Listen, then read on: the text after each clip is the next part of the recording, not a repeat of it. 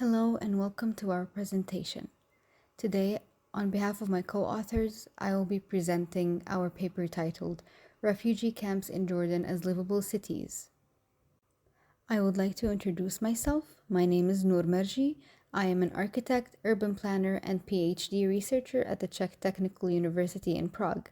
My research integrates artificial intelligence and architecture, specializing in transient built environments, urban regeneration, post-war urban reconstruction, and development of vulnerable communities, specifically refugee camps, with a focus on Middle Eastern countries.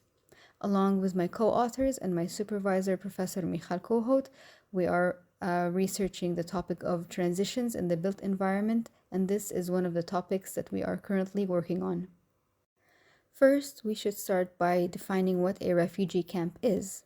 According to the United Nations High Commissioner for Refugees, a refugee camp is intended as a temporary accommodation for people who have been forced to flee their homes because of violence and persecution.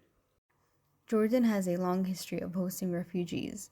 It is considered the country that's hosting the largest number of refugees in the world.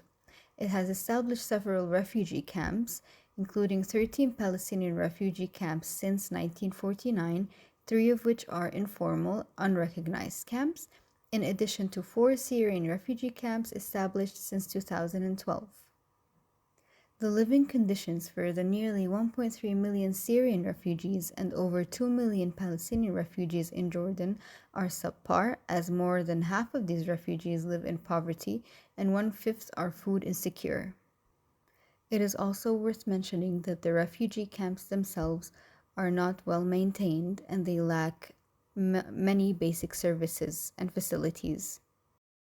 Some highlights from Jordan's history as a host country for refugees. Jordan was the first Arab country to sign the 1951 Refugee Convention, and it also welcomed refugees from Palestine, Iraq, and Syria. The government of Jordan also works with the UNHCR to manage refugee camps.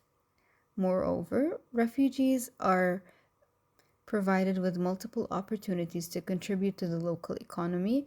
In many cases, multiple projects aid them in starting their own businesses in their host country. And finally, the safety and stability of Jordan, as well as its close proximity to politically unstable areas, makes it a safe haven for a lot of refugees from neighboring countries. However, there are still many challenges faced by refugees living in camps in Jordan.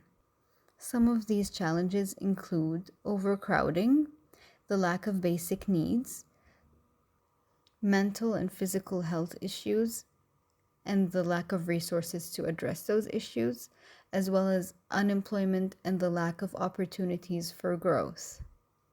The most important and most critical challenge, however, is the lack of stability in their built environment and the deterioration of the temporary living shelters as refugees stay there for prolonged periods of time.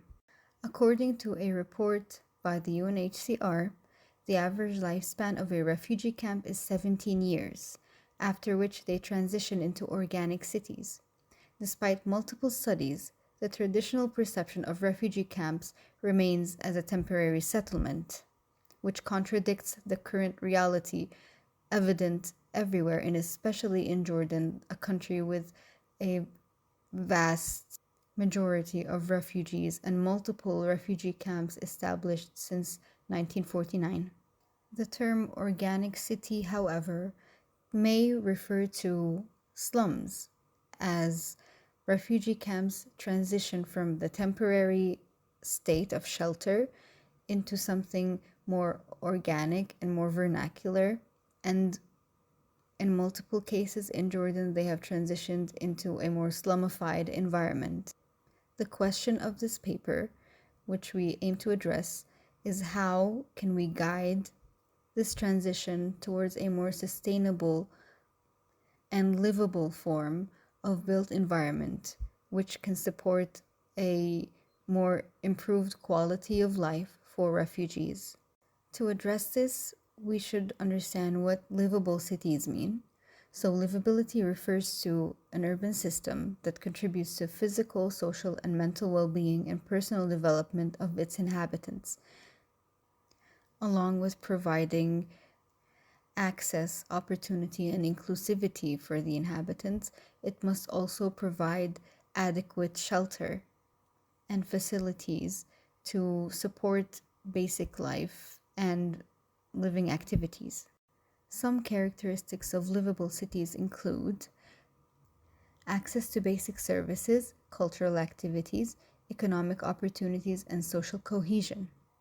In comparison to refugee camps, camps can exhibit such characteristics by providing access to healthcare, education, livelihood opportunities, cultural expression, and community spaces. By addressing these aspects, refugee camps have the potential to become more than temporary shelters. They can evolve with guided transition frameworks into vibrant and self sustaining communities. We would like to look into a couple of case studies from the context of Jordan. The first one is Al Baqa refugee camp. The photos shown in this slide are taken from a research paper by Abu Ramadan, and they illustrate the different phases of transition of a shelter unit or units in Al Baqa refugee camp. As we can see, the tents transition into the more sturdy metal sheet cabins, which then transition into brick and mortar buildings, which are still standing today and are actively inhabited. Established in 1968, Al Baqa camp is one of the oldest and largest refugee camps in Jordan. It initially served as a temporary shelter for Palestinian refugees, but has developed into a more permanent dwelling over the years. Through infrastructure development, community initiatives, and the involvement of international organizations and aid organizations, Al Baqa camp has witnessed significant transformation. Despite this transformation, the current state of Al Baqa camp is closer to a slum, and this is due to the lack of resources and poor management, as well as lack of funding from the responsible organizations. However, multiple initiatives have played a crucial role in improving the livability of this refugee camp.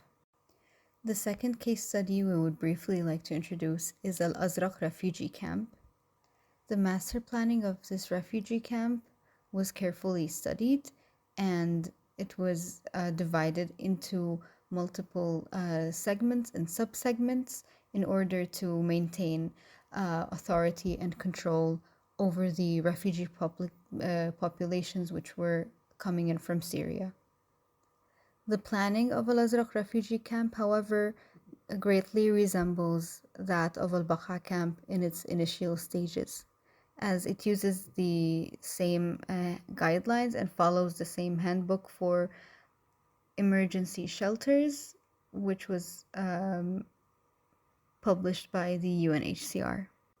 Al Azraq refugee camp was established in 2014, specifically for Syrian refugees fleeing conflict, and compared to Al Zaatari camp, which is another refugee camp for Syrian refugees established in 2012.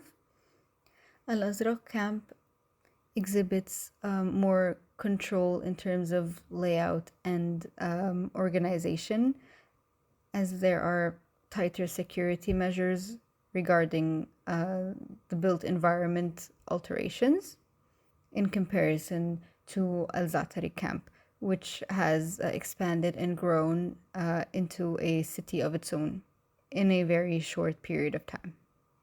By examining the development of Al Azraq camp, we can identify patterns of transition as well as draw valuable lessons of how the future of refugee camps would look like. An important topic that relates to refugee camps and their transition from temporary to permanent is the ownership of space. The term ownership in this case refers to a sense of belonging, dignity, and autonomy. As inhabitants of this space, Refugees should be involved in decision-making processes, encouraging community-led initiatives, and creating more opportunities for refugees can help in the development of more sustainable and livable communities. This is where initiatives either by communities or grassroots foundations or even international aid or local authorities could come into play, and multiple initiatives have shown promising results in this regard. In order to support the transition of refugee camps from temporary shelters to permanent dwellings and livable cities, we propose a framework of guidelines in this paper, which encompass long-term planning, community engagement, sustainable infrastructure development, access to basic services, and economic opportunities. The aim of this framework is to move away from the notion of temporary solutions and to work towards creating more humane and sustainable responses to the global refugee crisis, with Jordan as an example. The first component of the proposed framework is long-term planning, which includes developing a plan for the refugee camp, considering the population growth, infrastructure, and services, engaging the stakeholders, and establishing clear goals for the transition. The second component is the community engagement and empowering, which fosters refugee participation in decision making, as well as implementing mechanisms for community engagement and offering capacity building and employment and entrepreneurship opportunities for refugees. The third component is sustainable infrastructure development, which includes sustainable infrastructure and prioritizing equitable and adequate shelter designs, which are more permanent solutions. The fourth component is access to basic services, which ensures access to healthcare, education, water, sanitation, and electricity, as well as collaboration with authorities and organizations for establishing healthcare facilities, schools, training centers, and community centers, as well as promoting inclusivity and community integration. The fifth component is economic opportunities, which facilitates economic growth and provides opportunities for employment, vocational training, and encourages refugees to build their own businesses in order to contribute to the economy. The sixth component is social cohesion and cultural integration, which fosters dialogue, cultural exchange, and community gatherings with the refugee communities as well as the host communities. The seventh component of the framework is monitoring, evaluation, and adaptation, which involves collecting data and feedback from the refugees and reincorporating this into the framework and the guidelines. And the final component of the framework is partnerships and coordination, which foster collaboration among stakeholders, as well as establishes partnerships with local authorities and institutions. As for the future development of refugee camps, there are a few scenarios that can be considered. The first is the expansion of existing camps. For example, Zatari camp, which is the size of a conventional city, and it could sustainably expand to include the neighboring cities as well. This should be carefully studied in order to ensure that the sufficient infrastructure is in place to support this kind of expansion. New infrastructures are also a viable option, as international funding and support influences the development of new infrastructures to meet the needs of the growing number of refugees. And finally, regional collaboration, which could involve regional planning initiatives. As the needs of refugees evolve and geopolitical dynamics change, it is essential to consider future scenarios for refugee camp development. Increased urbanization, integration with host communities, and the transition from emergency response to long-term settlement must be taken into account. We believe that adopting a flexible and adaptive approach will enable us to meet the evolving needs of refugees and ensure the long-term livability of refugee camps. We also suggest solutions for improving the livability in refugee camps. The first and most important being the prefabricated and low-cost housing. One option could incorporate 3D printing technology as well as it offers mass customization for refugee housing. The second is renewable energy solutions, as they are becoming increasingly popular in Jordan's refugee camps, where solar panel installations provide camps with a sustainable and reliable source of electricity. And finally, community led initiatives, which can unite refugees and help establish infrastructure like waste management, parks, and gardening, which can bring the host communities and the refugee communities together and foster inclusivity. And finally, as the topic of refugee camps is quite complicated and multiple stakeholders and actors and authorities are involved, it is important to remain grounded and consider realistic and long term approaches to this kind of settlement transition. Since refugees are remaining in their host communities for longer periods than were initially planned for, their shelters and living conditions should evolve to more long-term permanent solution or semi-permanent solutions. Moreover, they should be provided with infrastructure that fosters ownership and inclusion in the decision-making process, as well as providing opportunities for career growth and personal growth as multiple new generations are born and raised in camps. In conclusion, this research highlights the potential of refugee camps to transition into livable cities.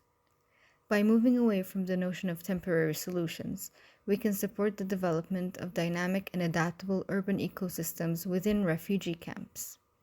And while we work to improve the physical built environment, we empower the refugees and involve them in the decision-making processes, which can improve their quality of life and create more livable cities within refugee camps. I would like to thank you all for your time and for your attention. We are available for any questions or comments, and you can feel free to reach me on my email presented on the slide. And in the end, we would like to thank the SGS grant, which was provided by the Faculty of Architecture from the Czech Technical University in Prague, through which this research was made possible. Thank you again, and we wish you a successful and enjoyable conference.